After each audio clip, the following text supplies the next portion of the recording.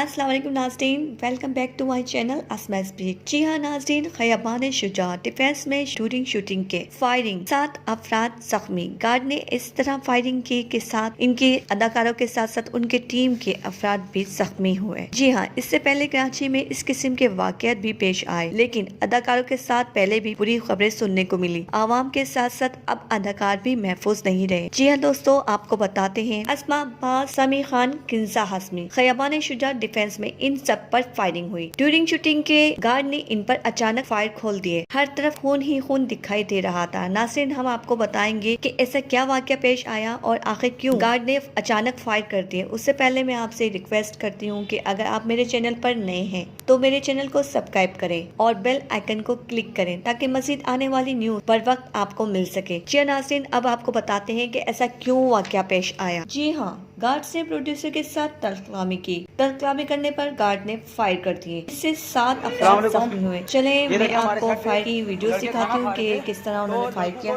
Guard ने गोली चला दी है जहाँ पे खाना खाते हो। ये देखिए लड़का जख्मी हो गया हमारा, और ये गार्ड जो है ना वो रहा, वो इससे ये गन ले रहे हैं इनसे। ये गार्ड व्हाइट कपड़ों वाला गार्ड है,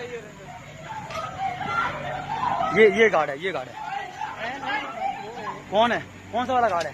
ये गार्ड है जिसने गोली चलाई है।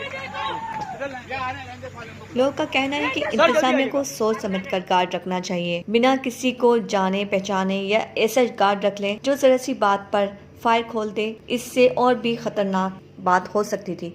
जैसे कि ड्रामा सीरियल मोहब्बत सबकी तवज्जो का मरकज बना हुआ है। लोगों का यही कहना है कि दुश्मनाई की वजह से कहीं ऐसा तो नहीं हुआ। जी हाँ दोस्तों, और हर एक की जुबान पे अब यही है कि अस्मा अब्बास, समी खान और किंजा हाशमी अब कैसे हैं। जी हाँ दोस्तों, उनकी कंडीशन अब बेहतर है। जी हाँ नाज़रीन, आपको ऐसा क्या लगता है कि इस वाक़े के पीछे ऐसी कौन सी बात हो सकती है जो फायरिंग की गई? कमेंट्स करके ज़रूर बताइए। Thank you so much. अल्लाह हाफ़िज़।